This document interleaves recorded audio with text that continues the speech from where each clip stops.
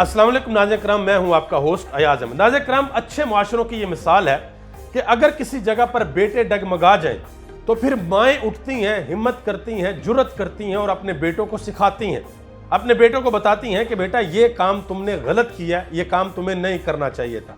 इसी तरह की मिसाल पाकिस्तान के मुआशरे में देखने को मिली है और वो माँ है उस्मान डार की माँ, उस्मान डार की वालिदा। उनसे ये सवाल पूछा गया टीवी शो के अंदर कि आपने तो कागजात नामजदगी जमा करवा दी हैं और आप ये भी कह रही हैं कि मैंने इलेक्शन पाकिस्तान तहरीक इंसाफ के टिकट के ऊपर लड़ना है, मैं इमरान खान के साथ खड़ी हूं, मैं पाकिस्तान तहरीक इंसाफ के साथ खड़ी हूं, तो अपने बेटे के बारे में आप क्या कहेंगी? उन्होंने तो कामरान खान के घर में जाकर इंटरव्यू दे दिया था और इमरान खान के खिलाफ इंटरव्यू दिया था।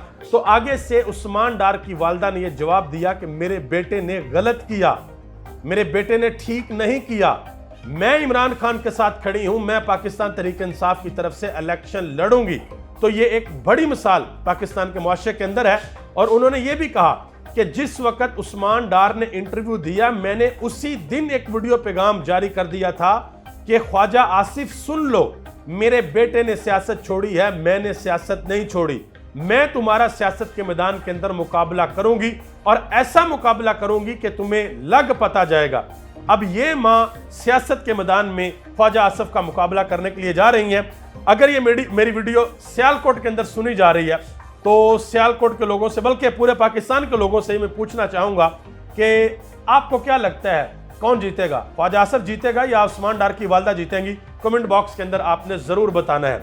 इसके अलावा एक और वीडियो है जो सोशल मीडिया के ऊपर इस वक्त बड़ी तेजी के साथ वायरल हो रही है। वो वीडियो ये है कि एक नौजवान सहाफी सर्वे कर रहे हैं, इलेक्शन सर्वे, और एक बुजुर्ग से पूछते हैं कि वोट किसको देना है।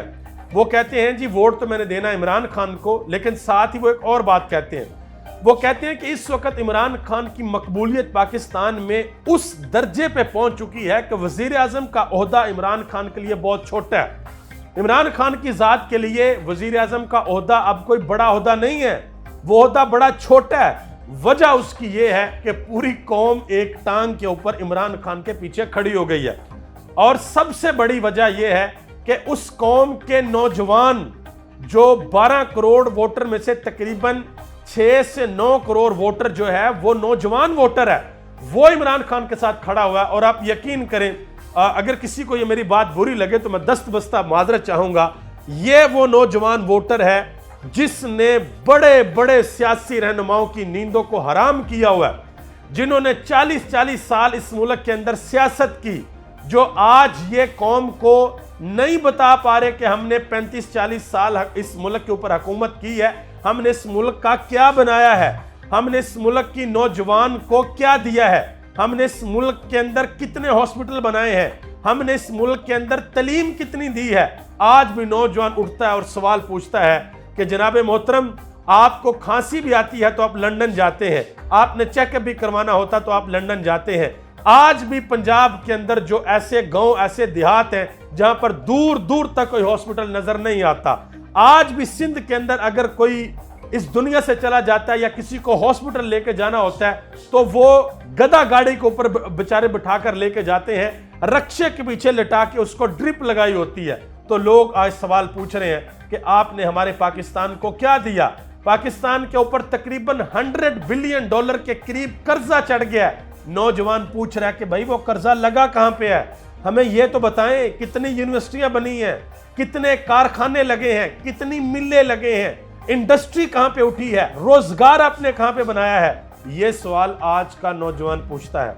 और अगर किसी को, मैंने पहले आपको कहा, अगर किसी को ये मेरी बातें चुभे या बुरी लगे तो मैं माजरत चाहता हूं। क्यों? क्योंकि 2 सियासी खानदानों ने बहुत बड़ी गलतियां की हैं। मैं अभी आपको बताने के लिए जा रहा हूं और आप मुत्तफिक होंगे मेरी इस बात से। पहले मैं बताता हूं भुट्टो के बारे में।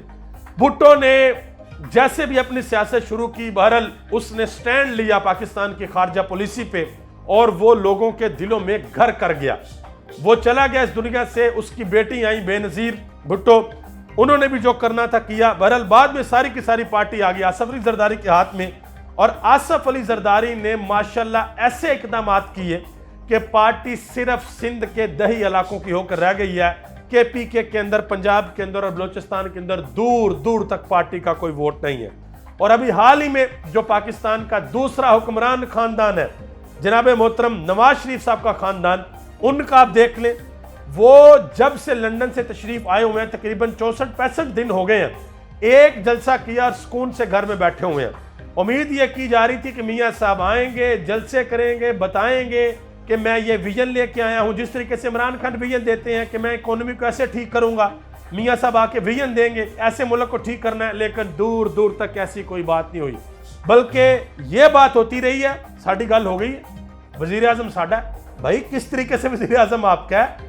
ये 24 करोड़ का मुल्क है, इलेक्शन होना इस मुल्क के अंदर, नून लीग के वोटर्स ने भी वोट डालने हैं, पीटीआई के वोटर्स ने भी वोट डालने हैं, पीपल्स पार्टी के वोटर्स ने वोट डालने हैं। हुकूमत उसकी बनेगी जिसके वोट ज्यादा हैं। तो 24 करोड़ लोगों में से जो 12 करोड़ वोटर है, आपने उसकी असेसमेंट पहले कैसे कर ली? आपको कैसे पता कि जनाब मोहतरम नवाज शरीफ साहब वजीर आजम बनेंगे? या तो आप कहें ना आपकी बड़ी मकबूलियत है, जगह जगह पे जहां पर जाएं कैदी नंबर 804 गाना नहीं लगता, बल्कि मियाँ साहब का कोई गाना लगता है। टिकटॉक के ऊपर इमरान खान की तस्वीरों के पीछे रोमांटिक गाने नहीं लगते, मियाँ साहब की पे लगते हैं। फिर तो बंदा कहे ठीक है जी, बात समझ में आती है, लेकिन ऐसा तो कोई सीन है नहीं। तो आप किस तरीके से कहते हैं? ये सबसे बड़ी गलती है। एंकर इमरान रियाज खान ने इसके हवाले से एक ट्वीट भी किया। उन्होंने कहा जी, नवाज शरीफ उम्र के आखिरी हिस्से में जिस तरह का इलेक्शन लड़ रहे हैं, इससे 40 साल से जायद सियासत करने वाले किसी भी सियासतदान का बदतरीन इंजाम ही कहा जा सकता है।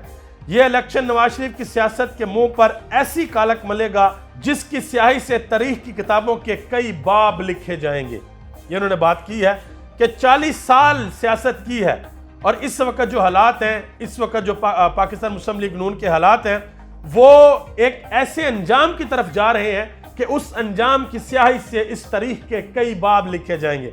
आगे आ जाए जी, परवेज खटक साहब, आपको पता है बड़े गिले शिकवे उन्होंने इमरान खान साहब से किए हुए हैं। एक और गिला शिकवा कर दिया, उन्होंने कहा जी इमरान खान ने मेरे साथ धोखा किया, 2 दफा हैंडशेक किया और कहा कि वजीर दाखिला बनाऊंगा। लीडर का वादा ऐसे होता है? फिर कहा कि सदर पाकिस्तान बनाता हूं। मैंने कहा कि सूबे से तो निकाल दिया, तुम्हारा मकसद है कि मैं सियासत से भी निकल जाऊं। यह परवेज खटक साहब ने किया। और अभी हाल ही में इमरान खान ने एक बड़ी अहम बात की है जेल के अंदर। इमरान खान के वकील ने कहा जी वो परवेज खटक साहब बड़ी बातें करते हैं, लेकिन उनकी कोई मकबूलियत तो है नहीं, वो तो बच्चों का वज़ीर आज़म बन सकता है। और इमरान खान ने आगे से कहा मेरे केपीके के बच्चे भी परवेज खटक को माफ नहीं करेंगे। मेरे केपीके के बच्चों को भी पता है कि किसने 2 नंबरी की और कौन मुल्क के साथ खड़ा है। आगे आ जाए जी, जनाब मोहतरम खुरम दस्तगीर साहब कहते हैं जी अल्लाह ताला ने मदद भेज दी है जिसका नाम नवाज शरीफ है। सुन ले भाई, दोबारा सुन ले, अल्लाह ताला ने मदद भेज दी है जिसका नाम नवाज शरीफ है। लेकिन ये नहीं बताते कि ये मदद जो है वो 50 रुपए के स्टाम्प पे गई थी, 4 साल बाद वापस आई है। और मदद माशाल्लाह आके कोई 60 दिन हो गए हैं, रायवंड के अंदर ही बैठे हुए हैं, बाहर निकल के अवाम को बता नहीं रहे कि अवाम की मदद कैसे करनी है, 24 करोड़ लोगों की जिंदगियां कैसे बदलनी है, गरीब की जिंदगी कैसे बदलनी है, ये नहीं बता रहे। दुआ करें अल्लाह ताला इस मुल्क पर अपना खास फजल और करम फरमाए। आप सबका बहुत बहुत शुक्रिया। पाकिस्तान जिंदाबाद, पाकिस्तान के अवाम और पाकिस्तान के इदारे पाइंदाबाद।